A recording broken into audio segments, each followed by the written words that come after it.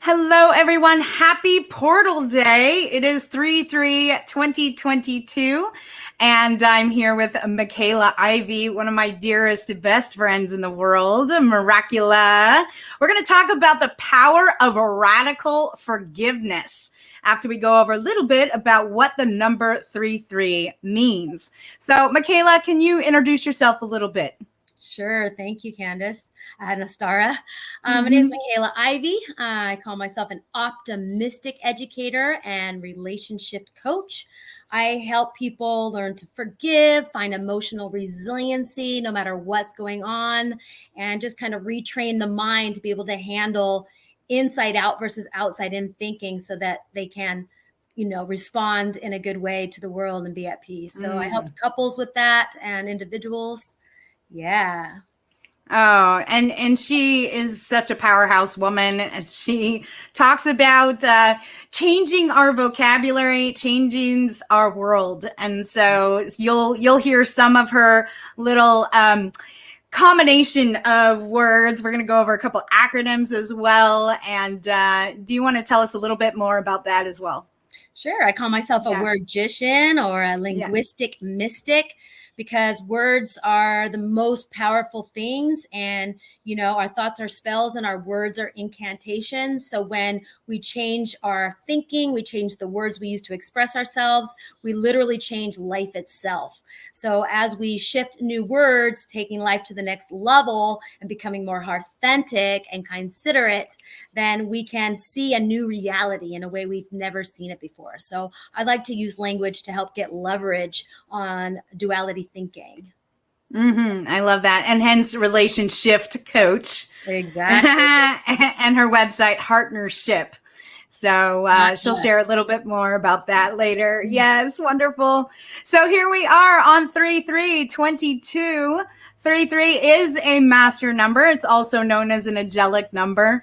It's really important because it's an exception. There's these numbers that are double digits that don't have a lot of weight behind them, but 11, 22, and 33 is an exception. And so these numbers are a connection to the divine. Their enlightened influence is meant to guide and support humanity. And so numerology.com tells us that the master number 33 is the most advanced on the spiritual path, earning its grand title as a master teacher. The master number 33 represents pure love. Its heart is made of nothing but bright, warm light, and the universe has trusted it to shine its light on humanity. So the master numbers each have a responsibility to the greater good, and it's the 33's responsibility to support and uplift humankind and bring compassion into the world. And so that's why we're going to talk about the power of radical forgiveness today. And forgiving someone who's wronged you can be challenging. It can be very difficult, sometimes even impossible, it seems. But if we don't, these negative feelings can prevent us from moving forward in our life. And so we can start festering inside and have anger and resentment and bitterness towards our offenders. And it can actually start causing physical ailments or psychological issues. And so the power of forgiveness is truly about moving forward, having that clear path of compassion in your heart and feeling complete about something, even if you can't actually apologize to someone or have an apology shared with you. When you begin within and you actually do the inner work around forgiveness, that's the key to you actually expanding into your awakened path and having compassion and empathy and love and kindness for others. So, Michaela, can you share a little bit more about what forgiveness means to you?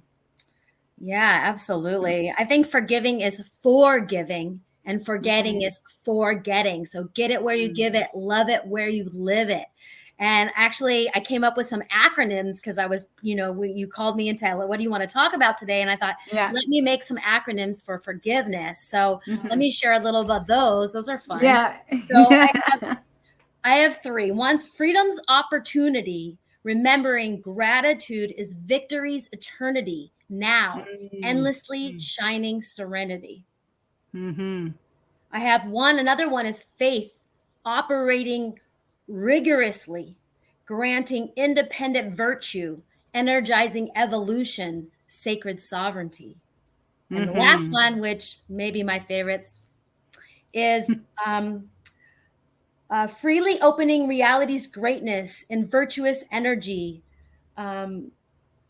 invigorating, enlivening shared space, right? Because we are opening to greatness. This is mastery, and forgiveness is a mastery experience. And when we master forgiveness, we master peace of mind, we master goodwill, we master serenity now. And when I think about what the world needs right now is more of that energy.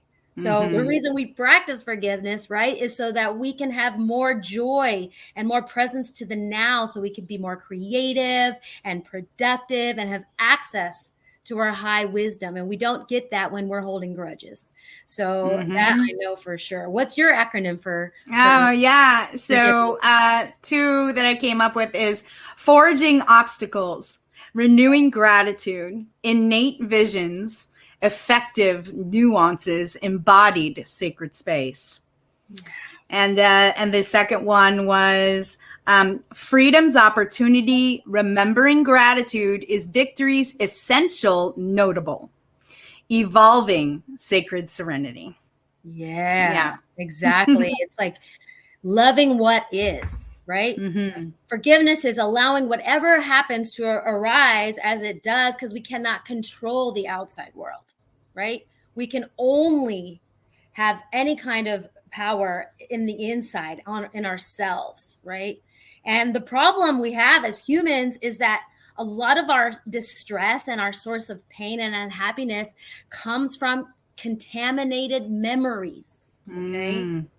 And it's like static in the movie screen of our minds. And when a movie screen is playing and there's static on the screen, it's just not a pure state, right? We can't access the moment when we have a bunch of static. So the more painful the memories are that we have from our past, the more static things are. And then it's just really hard to see and enjoy the moment. And when we're lost in memories and constantly trying to work on them, we start to feel that inside. So it starts to re-trigger. And, it starts to re-trigger that pain. And a lot of people they misunderstand what forgiveness is all about or how to do it. You know what I mean? So we all have emotional hurts, right? We all have memories that come into our head and make us feel insecure. I mean, I think we're all just really kind of suffering from a deep insecurity, and we want to protect ourselves, right? We want to make sure that this doesn't happen again. And I think sometimes people misunderstand forgiveness. They think that to forgive someone is to condone the behavior. But forgiveness has nothing to do with condoning the behavior. So when you're holding on to a grudge and resentment, there's a quote from Nelson Mandela that says, resentment is like drinking poison and thinking it's going to hurt your enemy, right? So it's kind of like having grudges and resentment is like holding onto a sharp rock or a piece of glass, and you're holding onto it really tight and it hurts, right? And who is it hurting? Is it hurting the person that wronged you? No, it's hurting yourself. So the reason you let go of the grudge and the resentment and the ill will is because you want to feel better. You want it to be more clean. You want to have more access to the present moment, to energize what you want to do with your life, rather than just circling back in old memories and poking bruises. So holding on to painful memories essentially is like poking your own bruises. Constant self-inflicting pain. And forgiveness is actually self-serving. You do it for yourself. You do it because you're like, I'm ready to feel better. And Yeah. holding on to this grudge and resentment, even if the person did something that's like clearly out of integrity. And I know as humans, we've all experienced this, and we've all come out of integrity ourselves. We all could be forgiven for something. Let's get real, you know? And I think like letting go of forgiveness is really about seeing the innocence in life, seeing that we're all innocent, right? And oftentimes people come out of integrity when their mood has dropped and they're in a bad mood and their state of mind is just not in integrity with like how to do things in a good way. So people come out of integrity, and you know, if you can have like a sense of humor around life, I mean, come on, right? Like, let's find some humor in this stuff. Like, just, wow, that person was in a really crappy mood. They were really depressed and they acted out in this way against me. And you know what? I realized that they did it innocently to protect themselves. And I don't need to hold on to this trespass against them because it's only hurting me to hold on to that. Yeah, indeed. Yeah. And it can really affect us in bad ways. It can start causing psychological damage and physical damage and all kinds of things. And my relationship coach, Gabby Sundra for Better.love, she says it's death by 1,000 paper cuts, right? It's just that little nick, that little nick, that little nick. And then eventually it's just like you're just covered in them and you're like, I can't get out of this. So one of the tools that she's brought forward to my partner, Andrew, and I, she calls it OCC. So you down with OCC? Yeah, you know me, right? So the OCC is about ownership, compassion, and creativity. And so when something occurs, you come to the person and you can say, look, I can own this. This is the part that I played in the situation that occurred between us. And then you can have compassion for their reaction, what they're going through, and say, I really get where you're at. And this is what I see and I feel, you know, from the situation. This is what I'm picking up. This is what I understand you are feeling right now. And then creativity, offering a creative solution. What would it be like if we played a game around who could be the most forgiving? Who could be the most loving? Right. And create something with them in an agreement field that feels good for both of you moving forward. And you can just drop it away and let go of it. And so I know you have lots of tools to share. Another one that I just wanted to mention is in theta healing, we learn all about anger and resentment and how toxic that is for us. And during a theta healing session, we go into what's called digging, and you dig under a core belief. And you start to discover where that came from. And then you dig a little further and you discover where that came from and where that came from. And you get down to the nugget, that really, really core belief. And you can surrender and let it go to source and be free of it energetically. So what are some of the tools that you could offer up and share with us? Yeah, well, I'd like to expound upon as well what you just said. And you talked about offering creativity. What I see that as seeing the innocence in it and bringing the inner child to, because I think a lot of times what gets triggered is our inner child. I'm not perfect. I'm not good enough. I've done something wrong. And that makes us want to protect ourselves. And when you're like, hey, let's play this game. Like I have the do-over game, the do-over ritual, which is when you notice that you're going down a path that isn't in the highest possible way for you. Let's say you're even talking to your partner. I say partner instead of partner because we're playing our hearts and not just our parts anymore. Is that you're talking to them in a very condescending way, or maybe you've raised your voice and your tone. You know, it's really important just to notice that and catch yourself. Hey, I like to call a do-over on myself. I notice that I'm speaking to you in a way that I don't think is probably productive for finding a solution to this problem. I like to get a do-over. And if you're both in the game together, you're like, yeah, I'll give you a do-over. I'm not going to hold this against you. I'm not going to be taking tabs on this and bring this back up later, you know, because we definitely don't want to do that. Like if someone's willing to see what they've done and come into the light again, that's a great opportunity to bridging and coming back into love and seeing the opportunity in everything, because I actually don't believe in problems. And that's how I work with clients. I don't believe that there are problems. I believe all problems are just a manifestation of a misunderstanding or a myth understanding, right? And because it's time to start myth understanding and overstanding that every problem is just an opportunity and works close, right? So if you see it as an opportunity, or rather an portal tune unity, unify, right? 1111 unify. We can unify into a greater awareness and sense of self, and understand that we're all in this together. We're doing this together, because intimacy takes teamwork. It does. It takes both parties. But I want to just share a little bit about, people think that, I think it's a common misconception, and this came up recently in a dialogue I had, that that forgiveness is a two-way street. And actually it's not. Forgiveness is a one-way street. I don't need you to forgive me for me to forgive you. I forgive you, I surround you in love and light, and I do the same for myself. I actually don't need you to do anything for me in order for me to have a new experience and goodwill toward you. All I need to do is drop the thought that I have about you. And that becomes sometimes challenging for people, because people think it's important to hold on to grudges. And this is another reason why people have a hard time with forgiving, is they think that if they drop the grudge and the resentment, that they're going to open themselves up to this having happen again. I need to protect myself, and I'm going to hold on to this grudge so that this doesn't. But that's not true, right? Are we living in a reality where we don't challenge our thoughts? We don't investigate our thinking, because sometimes it's hard to investigate thinking when we're in a bad mood and we're feeling triggered, right? Because everything feels real in that moment, and it's the mood. The mood brings up a certain way of thinking that has you feeling hostile, if you're in a low mood, negative, irritated, that this is just the tip of the problem. There's a much more systemic problem. We got to get down to this right now. It needs immediacy. But actually, we don't solve problems in a low mood.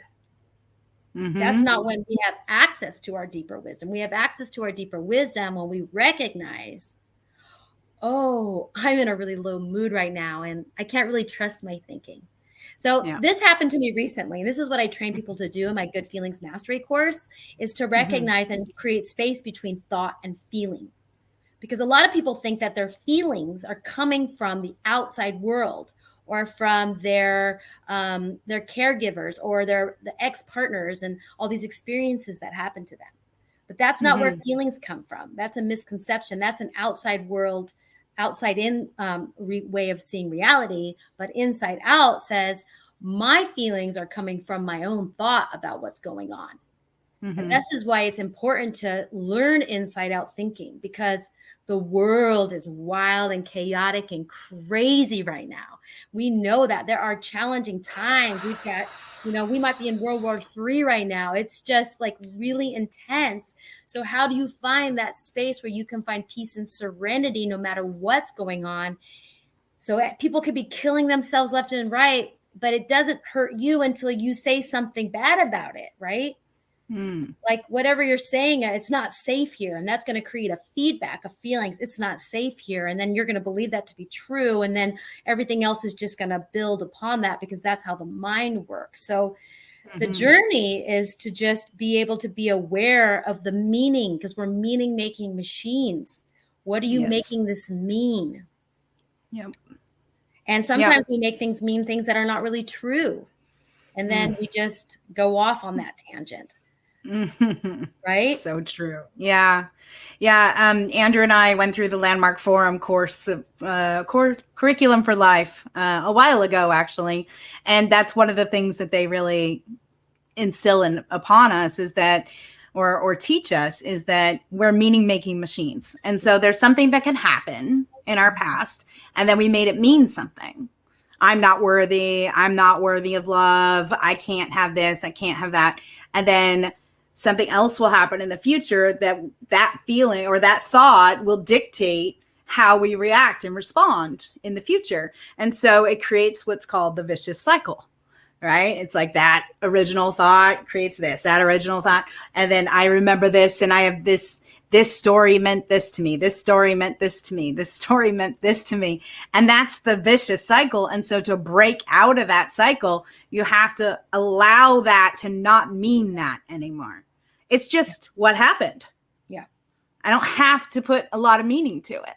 And so can you expand on that a little bit more? Yeah, I mean, belief structures are very rigid. And that's why if you have a different belief structure from someone else, and we find that in these times that we have different belief structures, is that having a discussion with someone who believes differently than you is going nowhere, right? So we have to agree to disagree. Because maybe so, maybe not. We have no idea what's going on, but a belief structure is rigid. And I'm going to say, like, belief structure is like a tabletop. And the legs are the validity to that belief structure. Now, I was talking about being able to challenge your validity, you know, because we live in a reality that we don't challenge or question our thinking. Right? We think that every thought we have is true and valid and we need to indulge it. But that's actually not the case.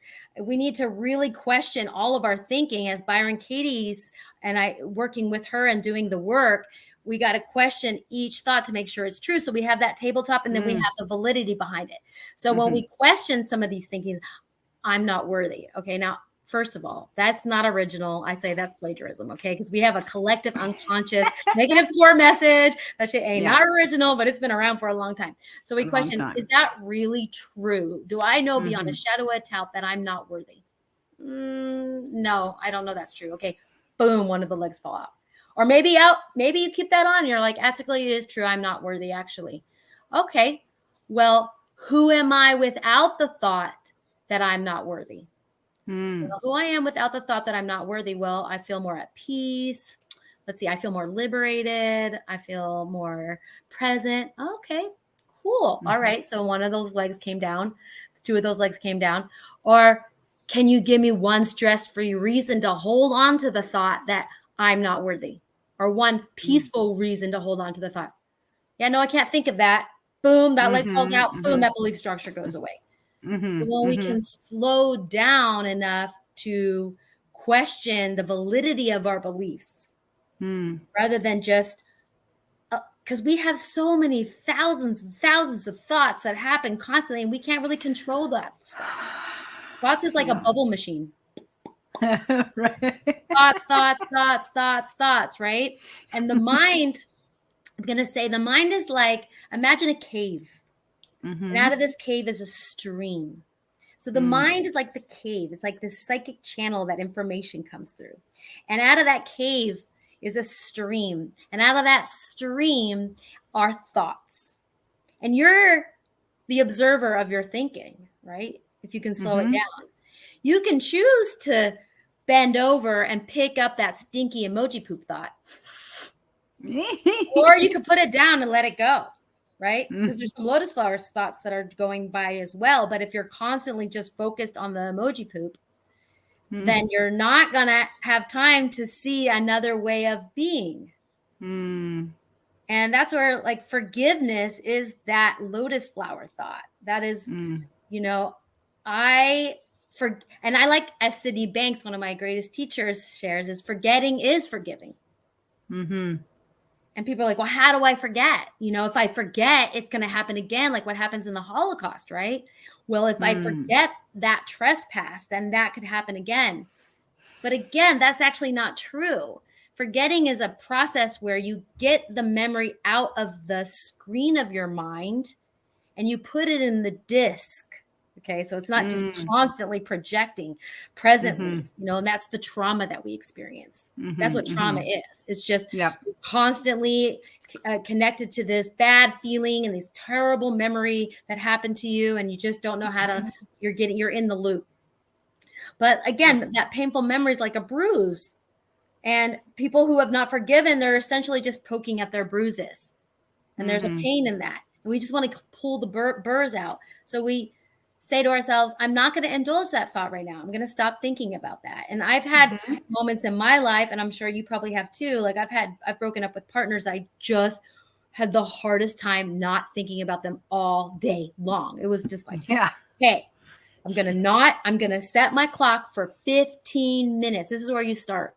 In that 15 minutes, I'm going to just really take my attention elsewhere and not think about the fact that I feel abandoned by my partner. Okay. Like, I can't believe this happened to me. And it just, once you commit to it, once you recognize like, well, I'm going to commit to not thinking about this. I'm going to commit to not indulging that thought right now and giving it too much energy. It starts to dissipate and it starts to get lighter. And with time, and people say time heals all wounds. Actually, no, time does not heal all wounds. It doesn't take any time to heal a wound or let go of a grudge. And I'll tell you why. And I'll show this to you. When someone has a terminal illness and you know they have a week to live, how quickly can you drop that grudge against them? Yeah, exactly. Instantaneously. Boom, that grudge is gone. Okay, so it doesn't take time. It takes a willingness. It takes that desire.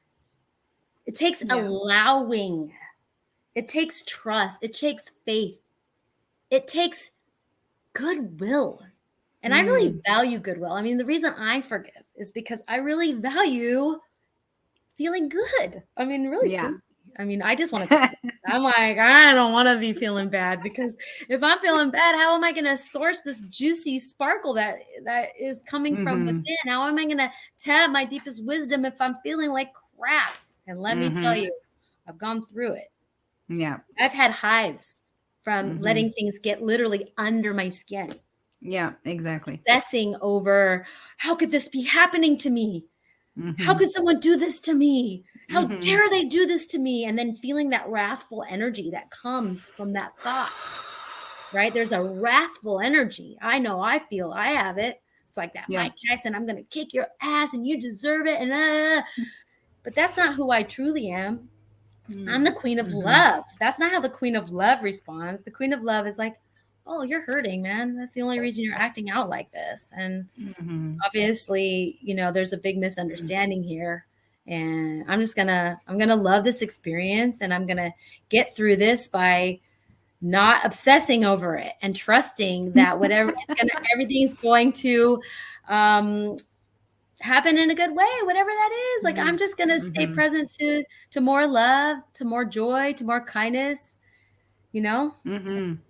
It's all the things that we want in our life, right? You're just rattling them off like this. And I just love that.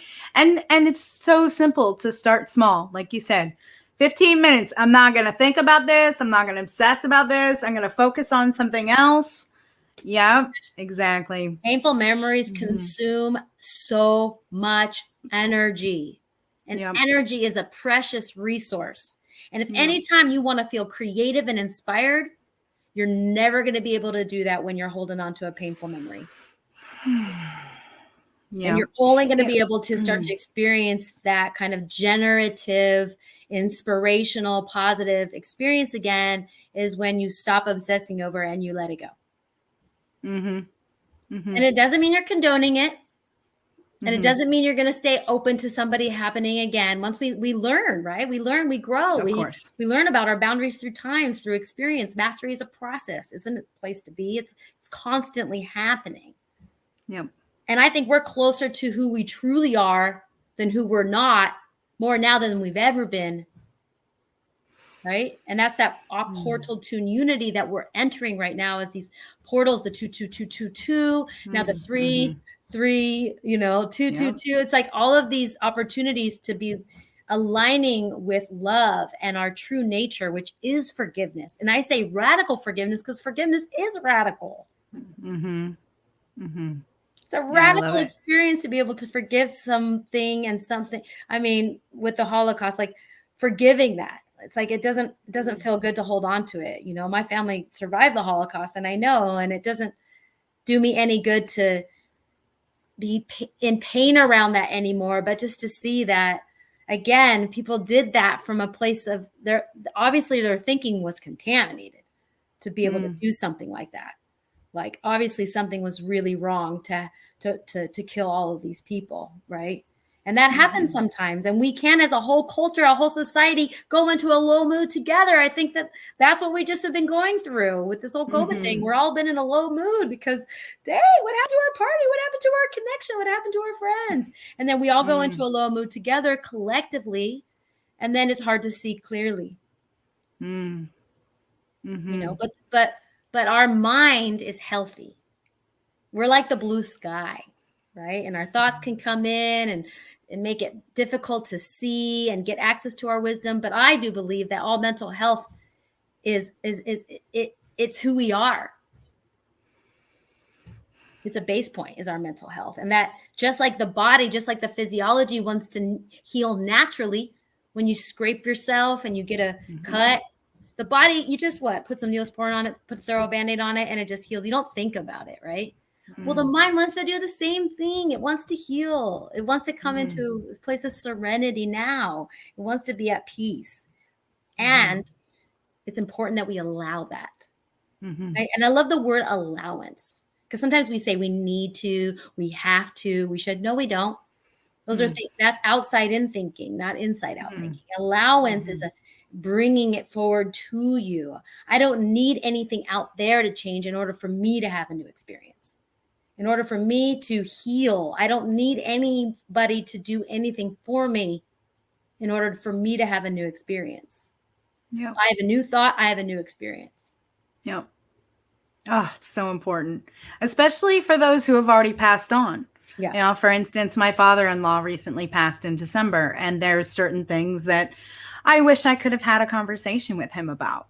And I have completely found total forgiveness around all of those things because he's not here to talk about it anymore. And so I found a place of peace and serenity now, as you say, and it just feels so good. We all want to feel good. So I mean, maybe we do, maybe we don't all want to feel good. I don't know. I think some people are sadomasochistic and they're kind of kinky, and that's fine too. Hey, if you want to hold on to those painful feelings and you want to suffer, I'm not trying to change you. But if you really want to get out of those bad feelings, come and talk to me. Let's just have a simple conversation. Let's have a chat. You know, these are spiritual truths that work for me. That's what I teach. What's worked for me.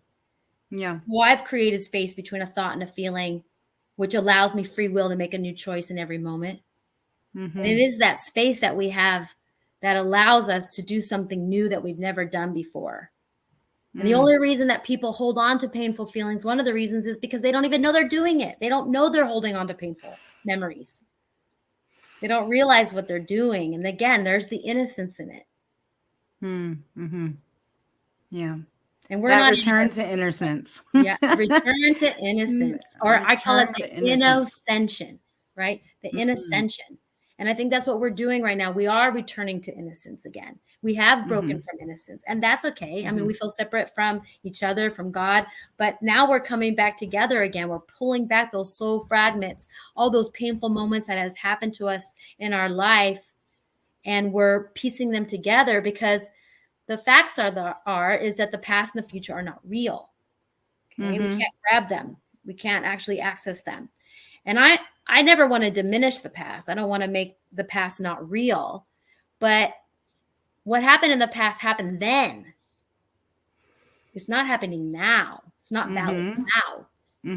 It only feels real when you pull up that memory in your mind and you cast it into the movie screen of your mind. You keep playing that movie out. But most people don't realize they're doing that. They don't realize that they're the ones watching the movie in their mind, and they're telling stories. They're making meaning out of it, and that they can get out of the theater at any time. You can walk out. You want to heal from this? Get out of there. Stop playing that movie. I know we're great script writers. Let's write a new script. Are you sure you want to keep writing that one? And that's why you let go of the things that you said. You're like, all right, let's put this down. Let's lay this to rest. Yeah. It's not worth it. Not worth it. Yeah. Making new choices, having full gratitude for his life and his legacy and all that he's left behind. So exactly. Because look at you now. And you know what? You think maybe people often say it should have been different than it was. Really? Are you sure? Have you investigated that thought? Because anytime there's a should be different, you're at war with reality itself. Actually, shoulda, woulda, coulda. Everything that happened was meant to happen. Otherwise, it wouldn't have happened. Of course. And even though we might not understand why the hell did that happen? Like, I can think of things that happened with my father that I'm like, what were you doing?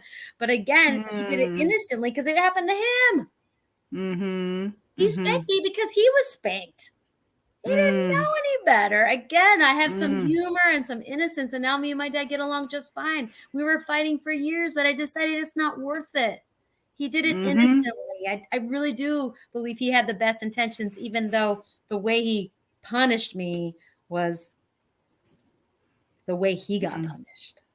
Yeah. And I think we repeat on accident, unconsciously. We repeat old patterns, and that happens a lot. We wake up. Right? And things are projections until we wake up. Yep. And we're waking up, and we're all waking up. Yeah. We are indeed all waking up. I have a great quote here from Gandhi. The weak can never forgive. Forgiveness is an attribute of the strong. There you go. And I have a Chinese proverb. You can, it's better to light a candle than curse the darkness. So another one here from Alexander Pope. That to err is human, to forgive divine. Don't look back, what's regret gonna do? Stay in the now, do better with the new. Do what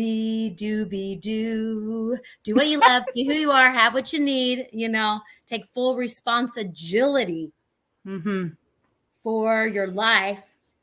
And you don't need anyone else to forgive you to have forgiveness, everybody. It's actually a lot simpler than you think. It's not a two-way street. It's one way. Once you do it, it's done. And then you can just drop that sharp rock and stop and pull the burrs out. Let's pull the burrs out. Just not necessary anymore. You got to, you're walking. Stop giving yourself the paper cuts. You know what I'm saying? You got a splinter in your toe, pull it out. Don't just keep working on it. Jeez. I love you. Oh my goodness.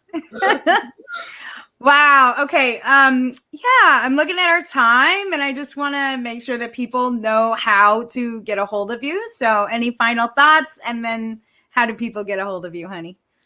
Well, the way you get a hold of me is partnership.us. I offer a free hour session to help change your life forever. I'm here just to help people's lives, to heal. And I really look forward to working with you. Feel free to give me a call through Partnership, and we can book an hour session. Again, I work with individuals. I work with couples. I work with anybody who's ready to heal.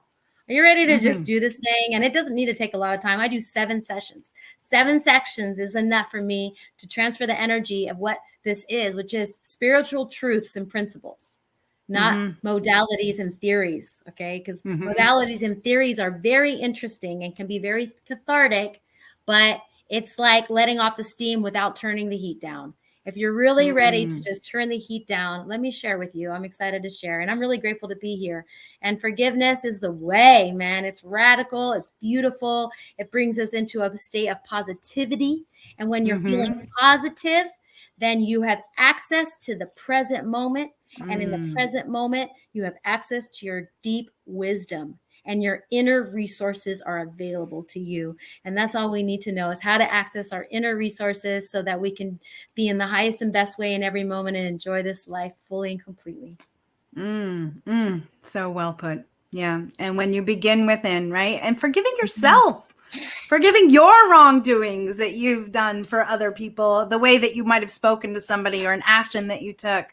Forgiveness for ourselves first and foremost, because when we learn how to forgive ourselves, then we can have compassion for others and our own experiences with them. And then forgiveness is just it's a natural response rather than a knee-jerk reaction. So thank you so much for this beautiful conversation, sweetheart. Awesome. And celebrating again the 3-3 portal day today. Join us next month. We're going to be having a mastermind on 4/4/2022. You could save the date, and we do have tickets available now, pre-sale tickets to this 90-minute sacred container Zoom call with enlightened conscious leaders as our guest speakers. And more information will be coming out of that soon. So you can find the link in the description to this video. And we hope that you are creating a beautiful day. Thank you, community. Thank you, Michaela. So excited to just see where this goes and really hear some of the responses. Please comment below. We want to know what you're feeling or what needs to be forgiven. Or if you have a question directly for Michaela, please let us know. We would love to see that. So Anastara Makha here, mother of 1111 Unified. You can find our 1111 Unified network at 1111unified.com. And I also love working with women. Transformational mentoring for awakening women. You can find out how to have a free discovery call with me at anastara.com. All right, family. Thank you, Michaela. Thank you, Anastara. It's such a blessing. I love you. I love you. Have a beautiful portal day.